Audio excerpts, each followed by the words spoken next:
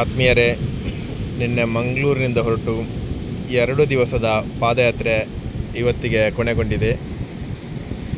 ನಮ್ಮ ನೌಫಲ್ ಅಬ್ಬಾಸ್ ಹಾಗೂ ಆರೀಫ್ ಮತ್ತು ನಮ್ಮ ತಂಡದ ನಾಯಕರಾದ ಮೂಸಾ ಶರೀಫ್ರವರು ಜೊತೆಗಿದ್ದಾರೆ. ಇವರೊಂದಿಗೆ ಇವತ್ತಿನ 2 ದಿವಸದ ಯಾತ್ರಾ ಅನುಭವವನ್ನು ಹಂಚಿಕೊಳ್ಳೋಣ. ಆರೀಫ್ರವರೇ, ಹೇಗಿತ್ತು ನಿಮ್ಮ ಯಾತ್ರೆಯ ಅನುಭವ? ಎಲ್ಲ ಚೆನ್ನಾಗಿತ್ತು. ಹಾಂ, ಹೇಳಿ ಶರೀಫ್ರವರೇ, ಹೇಗಿದೆ ಅನುಭವ? ತುಂಬ ಚೆನ್ನಾಗಿದೆ. ಜನಗಳದ್ದು ಬೆಂಬಲವನ್ನು ನಮಗೆ ಸಿಗ್ತಾ ಇದೆ. ಅದೇ ರೀತಿ ಬೇಟಿ ಬಚಾವ್ ಅನ್ನೋ ಈ ಒಂದು ಕಾನ್ಸೆಪ್ಟನ್ನು ನಾವು ಇಟ್ಕೊಂಡು ನಮ್ಮ ಪ್ರಧಾನಮಂತ್ರಿ ಶ್ರೀ ನರೇಂದ್ರ ಮೋದಿಯವರ ಹತ್ರ ನಾವು ಒಂದು ಪಾದಯಾತ್ರೆಯ ಹೆಜ್ಜೆಯನ್ನು ಇಡ್ತಾ ಇದ್ದೀವಿ, ಮಂಗಳೂರಿಂದ ದೆಹಲಿವರೆಗೆ. ಇವತ್ತು ನಾವು ಉಚ್ಚಿಲ ಎನ್ನೋ ಒಂದು ಜಾಗದಲ್ಲಿ ನಮಗೆ ಮಸೀದಿಯವರು ಮಲಗಲಿಕ್ಕೆ ಅನ್ನೋ ಒಂದು ಸೌಕರ್ಯವನ್ನು ಮಾಡಿಕೊಟ್ಟಿದ್ದಾರೆ. ಅದೇ ರೀತಿ ಈ ಸೌಕರ್ಯದ ಎಡೆಯಲ್ಲಿ ನಮಗೊಂದು ಸಮಯ ಸಿಗುವಾಗ ನಾವು ಒಂದು ಬೀಚ್ ಹತ್ರ ಬಂದು ಸ್ವಲ್ಪ ರೆಸ್ಟ್ ತಗೊಳ್ಳೋ ಉದ್ದೇಶದಿಂದ ಬಂದಿದ್ದೀವಿ.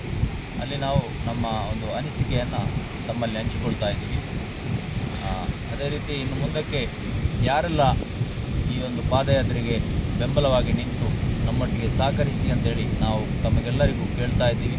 ಈ ಬೇಟಿ ಬಚಾವ್ ಆದ್ರೇ ಬೇಟಿ ಪಡಾವೋ ಆಗುವಂಥ ಒಂದು ಸಂಭವ ಇದೆ. ಬೇಟಿ ಬಚಾವೋ ಇಲ್ಲದಿದ್ದರೆ ಬೇಟಿಯನ್ನು ನಾವು ಕಲಿಸಲಿಕ್ಕೂ ವಿದ್ಯಾಭ್ಯಾಸ ಮಾಡಿಸಲಿಕ್ಕೂ ಕಷ್ಟ ಆಗುತ್ತೆ ಅನ್ನೋದೇ ನಮ್ಮ ಉದ್ದೇಶ. ಆದ್ದರಿಂದ ಈ ಬೇಟಿ ಬಚಾವೋಗೆ ತಾವೆಲ್ಲರೂ ಬಂದು ಸಹಕರಿಸಬೇಕಾಗಿ ತಮ್ಮೆಲ್ಲರಲ್ಲೂ ವಿನಂತಿಸುತ್ತೇವೆ.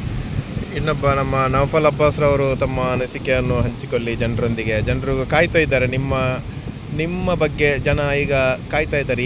ಎಲ್ಲಿದ್ದಾರೆ, ಹೇಗಿದ್ದಾರೆ, ಯಾವ ರೀತಿ ಇದ್ದಾರೆ, ನಿಮ್ಮ ಅನುಭವ ನೀವು ಹೇಗಿದೆ ಜನರಿಗೆ ತಿಳಿಸಿ ನಿಮ್ಮ ಬಗ್ಗೆ. ಈಗಾಗಲೇ 2 ದಿವಸ ಆಗಿದೆ ನಮ್ಮ ಪಾದಯಾತ್ರೆ.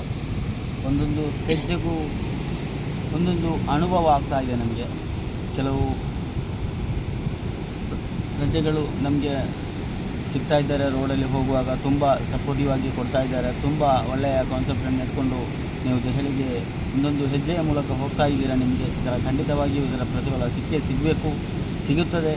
ನೀವು ಸುಮಾರು ಹೆಜ್ಜೆ ಇಡುತ್ತಾ ಹೋಗುವಾಗಲೇ ನಾವು ಪ್ರತಿ ಗಲ್ಲಿಯೂ ನಾವು ಧ್ವನಿಯನ್ನು ಎತ್ತುತ್ತೇವೆ ಅಂತ ಹೇಳಿ ಮಹಿಳೆಯರು ಕೂಡ ನಮಗೆ ತುಂಬ ಸಪೋರ್ಟನ್ನು ನೀಡ್ತಾ ಇದ್ದಾರೆ. ಇದೇ ರೀತಿ ಮುಂದಕ್ಕೂ ಕೂಡ ನಿಮ್ಮ ಸಪೋರ್ಟು, ಎಲ್ಲರ ಬೆಂಬಲ ನಮಗೆ ಬೇಕಾಗಿದೆ ಅಂತ ಹೇಳ್ತಾ ನನ್ನ 2 ಮಾತಿಗೆ ವಿರಾಮ.